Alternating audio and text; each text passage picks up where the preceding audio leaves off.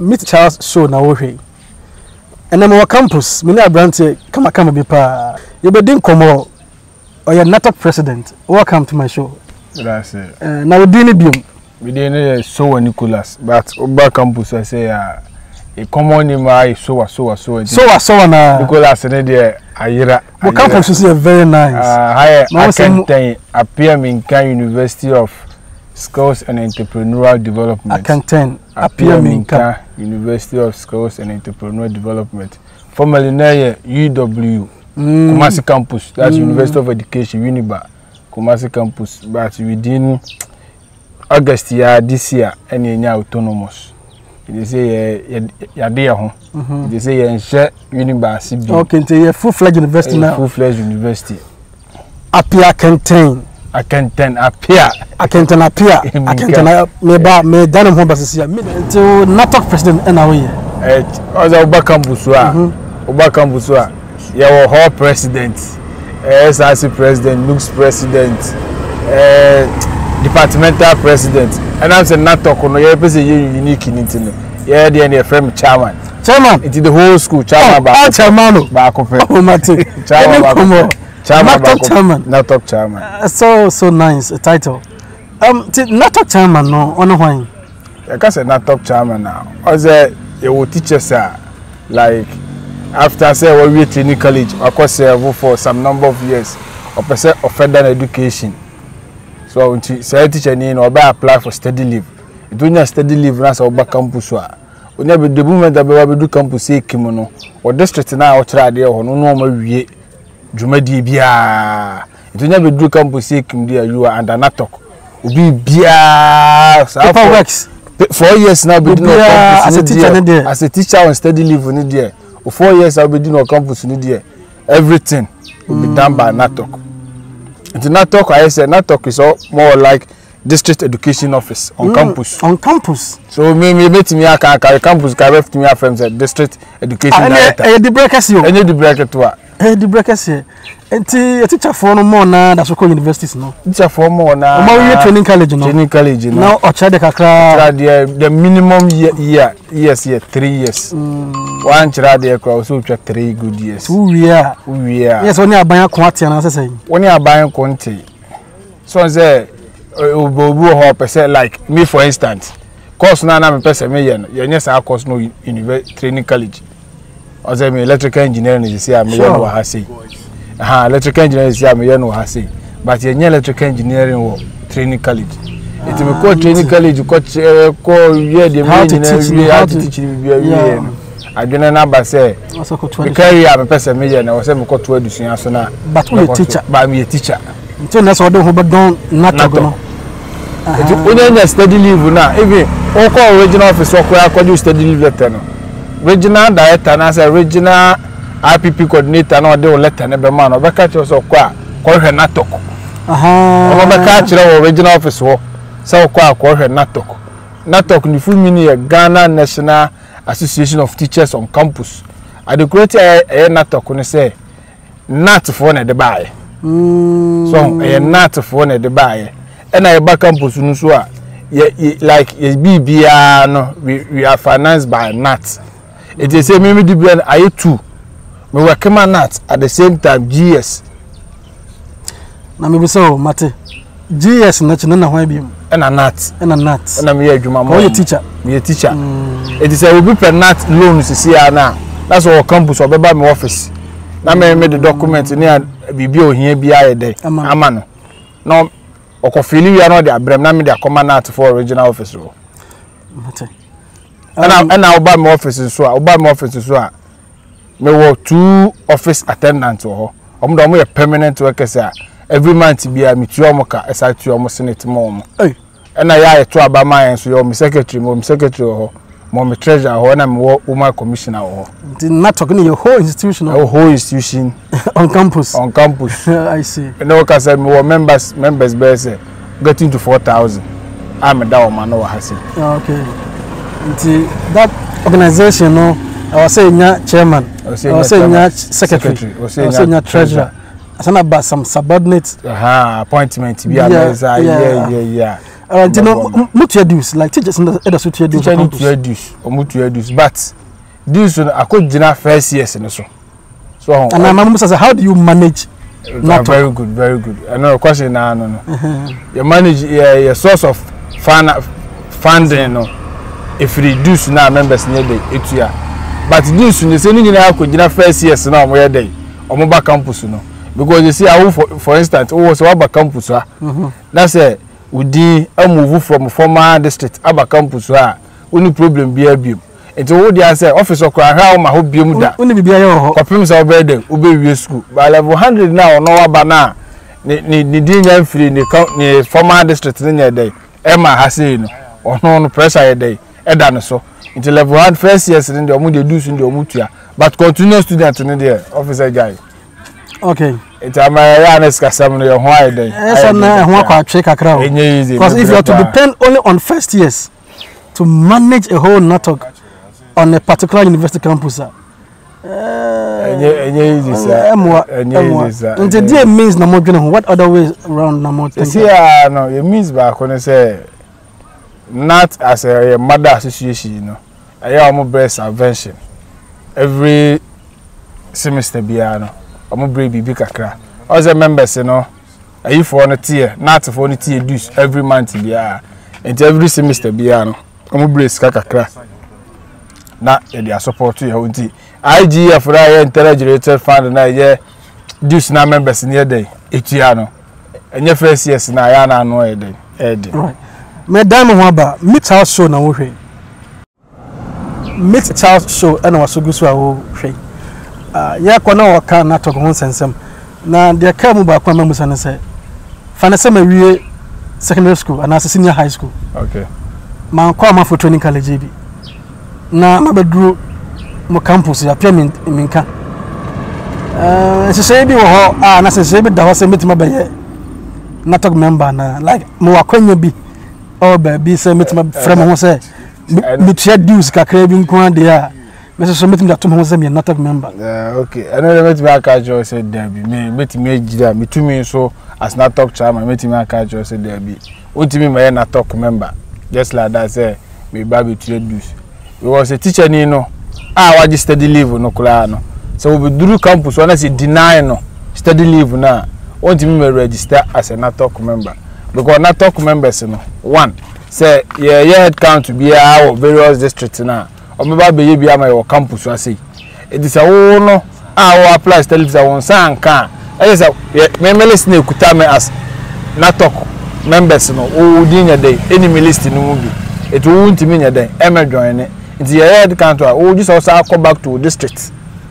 So this also come back to district because we need approval letter. Yeah, and I guess I'll be secondary school, and that's a high school. What do you mean? High school. What do you mean?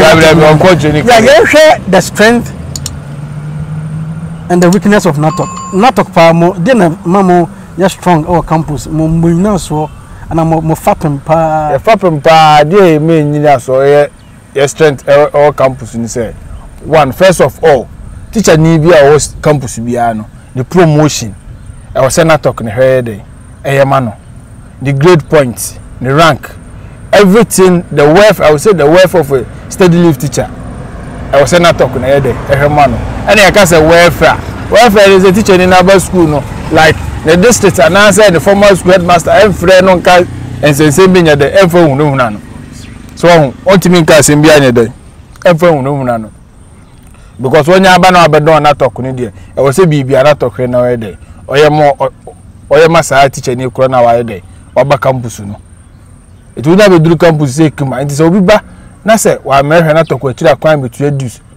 Na asem bi tuni sese NATOC yinimu no na nsen ya asem bi si lady bi oba le o level 300 oba ye wa me level 1 wa me trade so ena ne salary asizi eti mo office ya no oba ye say chairman me salary aye dey asizi ena mbuza an say oba level 100 obetu adus no say aye but me je ne staff ID enter into my system so na you say ni dinye dey enim na just wa ma me tu adus nti na won trade so onya member so just it's here mbuza an say I don't know about me to reduce. I say I only olim say do no to ya. la course ne exercise book penny ebi mpo se mo de kurampo ebi mpo se mo de shama no I know there wuti se kura menam we watch is a chere bi hu say watch we bom say so obedi chairman say watch not watch ba mi so na mi tumi mirika dada wo gwa ya for kurampo na sana say mi phone mirika ya wi akwele ase sana biscuit ba so ti ase okay tino mo strength ni say mo like mo nkabo mu like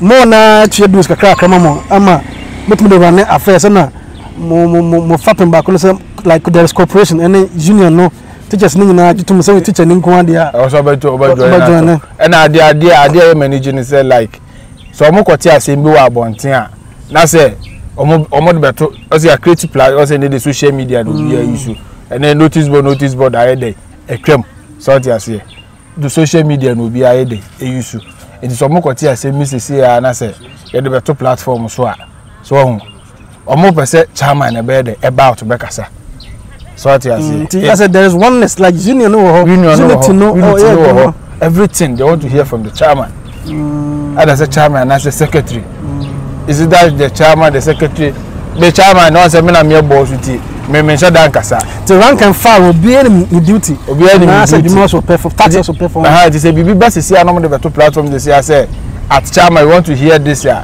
they are call my PRO because I have my personal PRO FM PRO my catch say you should communicate about this and that PRO now you should communicate and this obviously bibi no friend say mahu bibi da platform so net say na my catch say chairman din sha ase a ora no afro say chairman we din sha ase na just say enye free me office na buy just na weakness no be there na internally campus wona there na hana talk ade ba ko hana talk no je mo kasa mo ya mo ade ba ko hana talk no say me your weakness in there me nka say ya na ye man haye in the better threat free be na ye de eba because the teacher ni waji study leave ya oba campus yi I was say headmaster validate tu kakra sana later na to kwaye dey abeto aso but ema wo ho na headmaster na free ni pa na ka je sem validate ni bi and me who as na talk so we deal with master list ya ka say master list various regions na we Ghana 16 regions ni nyina na we Ghana no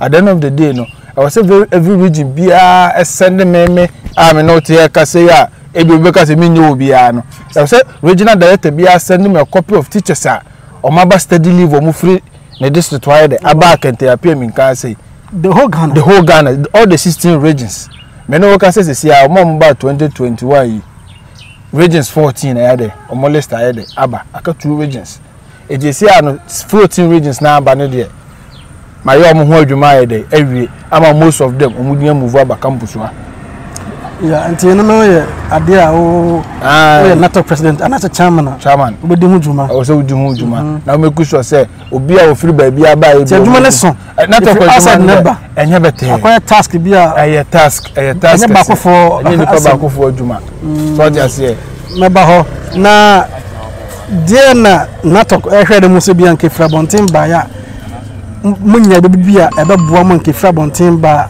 bonus opportunity then ka mo gide secretary free because now we cannot we can GS dear party through pan mo yabo students on campus o mo teachers so far the make say o mo mienu nyina obi aye government aban very good o mo mienu nyina obi aye dey na afamu dey not as a mother association na afamu dey GS so ye dey na afamu dey but if be GS dey na ya dey ito sini kakra GS ni de duru baby na ye dey ito sini kakra but not the end there e da muturu a ye dey eko na GS dey na so baby dem baby nye dey endem na ban wo bibi wo ye fa NATOC aban de nyina be gina GS director general together with the Minister of Education omo na also omo hwe na omo boa mamusa NATOC we university no teacher ni on ko training college ko teacher there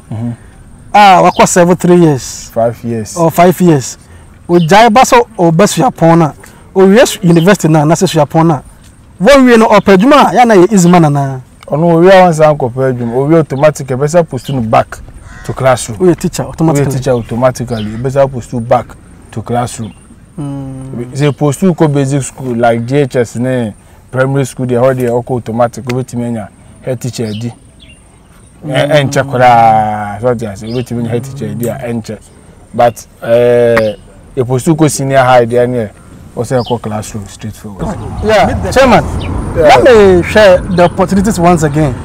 Because the whole Ghana wouldn't crack our Brahma working on teachers and not that and GS that and not that no. I still think so they have a role to play somewhere. And dear now work here as a chairman in your capacity as a chairman and in other campuses was one as national GNATOC president now a candidate. You by 3 votes. And no problem, lose no here. But me here say a dear partner okay I was could be free banting and now be free outside at the Babua not okay. But that was very brave, Mr. Charles, no question we. The can first of all no like your office no issue. And now you know say teachers on study leave nipa na banners will be 20 fees we are or trains will be study leave and sana or be 20 hostel fee. And a hostel is all kutia na so when study nipa na mfanisika na enya the man back. Even fees in the crowd I na be mood na something which is there. It is the opportunity I do see here your office. Sanka not and I say GS bit me be see hostel kase the whole Ghana Legon you be wo. It will call go to see a Legon even GNATOC secretary office and all.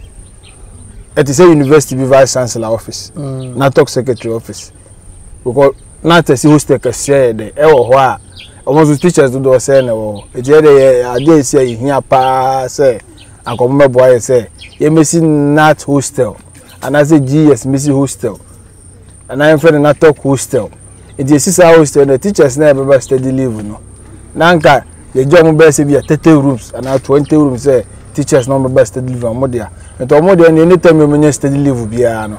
Now come my there o makwa akọ place go accommodation for teachers on campus no hard. To no me here say accommodation for accommodation and an office for an office and a computer gadgets no money be for the office equipment you know say I me say my printer my photocopy I say na so be say be am dues didn't know for be dues na man for 10 na to dika ka to say dues no continuous student ni ntua first year no and this see anka mo hwese nka bia bibi be fra bonten ba be say bia bibi bo no ka mo si hostel now what the proposal kwa bonten for that proposal no the dika atweko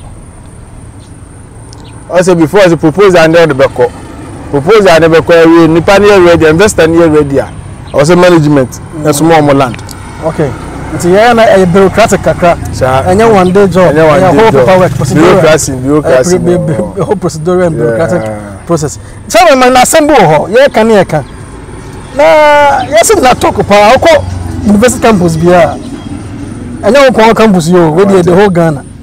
Yes, demonstration course by not upon a starting. See, young motor for young bubu dan, young share dan. Yes, so demonstration ever cause of pet. I guess a GNATOC fully be and I started because we got a teacher's brain. And I said, to a cut to boom or academic plus or professional. Oh, some not enough and say. Oh, other than medical and as national GNATOC president pen. And my mini Akenya visited various the whole Ghana. All the universities in Ghana, Makoda. You call Busa problems are there war but demonstration line there. Because there are teachers now and can every campus be and can you tag through her and cannot talk in a bed so just because we senior lecturers and junior lecturers through her and can a bed a bell and I thought quite too cool. Oh, and I'm crying no more cars because I'm crying like those SS for no man band. We fresh no man band. Or calling it tertiary or second. Very good. It's everything behind they look up on us. Onto us say be yeah no the ebekano and almost yeah day. It's even me class I'm crying flame offer. I'm flame offer. Chairman, na me be say the bread down so yes power na yeah na affect my dusia. Most studies. I do see any new kroni. Me no can say this here make up position let me GPA at 3.4 something now GPA at 3.4 something before the position master they say I really oh man song teachers listed the free district no to be scrutinized I drop do this and that as song I drop it. Yeah, to say as I think I was a quite by year one. And then I won't nature ambition be dear position and I'll be running for again. Maybe I'm not talking to town. And our time no, I'm not talking here so. Not up chairmanship no. Into dear position I can wait my major position. I'll run for a position as an office ground but maybe I can't quite not talk. Dear position okay, yes I can do it again. Our media cannot talk now in a sense say me in my life baby I made and I want to face challenges. So I say and I'm not talking now could build me a lot because we're not talking now like me deal with me teachers almost 4,000 and we both 60 years 45 years when it's a particular person obi a quit SSA I could training college it will just any partner it me like I build me a lot. Only say like my academically, you know, my decline. So what I say, but in terms of say I'm politics and leadership, they are not talk position. I build them a lot. My senior maybe be not talk position. Yeah, China you tell self to media. But time my baby was one said I'm a man who so. Oh, so also Ghana's constitution does not debar demonstration. Okay. Demonstration the way Ghanaian, where the citizen. My queen is what me demonstration. Okay. Offer password. Okay. But I said not talk the and I want to hear. But I just boom on campus. That's what I say. But I'm fan to her. The last submission is say the middle need the benefit here. Meet the child show. Meet Charles show. Okay. Yeah, the benefit here. Yeah, last submission or the man at here for. Okay. And I said your colleague students are. More campus Appiah-Menka. Appiah-Menka University. Shortly Amstead. We always say Amstead Kumasi campus. Never Amstead Mampong campus. But the medical under was because a lot of people are being interviewing me, but what they was with me so they were classic. Classic. It medical under was Charles show. Classic. Said by Chairman Sowah. El Chamano. One. Oh, nice. But that was it. Wakwenye ya odi amami. Amame timi express me hama your grievances. Nyoma bi wo obi wa na talk on tiase. And oko follow and also subscribe eko YouTube channel a obeti na talk. And nyoma bi ayede. Ase. So tiase ha obeti nyoma bi ase. Nti e bedo obi bi ase say omonya be no mede omo subscribe wa mai. And then lastly, the last word is say every teacher be obenya study leave be the whole Ghana and that's Akenten the whole university, every university in Ghana here, either public or private university obenya study leave obeko no the strength say okwa onye to any school fees wie no to any hostel and say no ho obede wie the next baby or hweso obeko akoto esika NATOC because the NATOC feeling is say kuma I have 4 years in campus no na need that conference obede obewie school and the teachers na no montu no mo ko NATOC ko tira kwa fan running NATOC no effectively now no so no welfare na sumunya dey enyo no because why hwe ma NATOC amoa wa why be say for the classroom be shira dey internet time bia da any lectures bia so ko suppose say kuma se na ofiri wale na ba you can woman so ko wale ko tira dey the stress and the risk involved Timesira munya admission unya study leave wie unya ko kutua school fees ho na so hostel wie a next office also ko hwe NATOC yeah Ghana National Chairman medase this is Meet Charles show El Chairman Sowah NATOC Chairman Amstead Kumasi campus wakasa so we share the grievances we put out some grievances we share the strength of NATOC we discuss the threat I face you more any akwanya and say more the offices and hostels are the various campuses, especially Amstead, Kumasi campus. But that's how I show you so. Sure.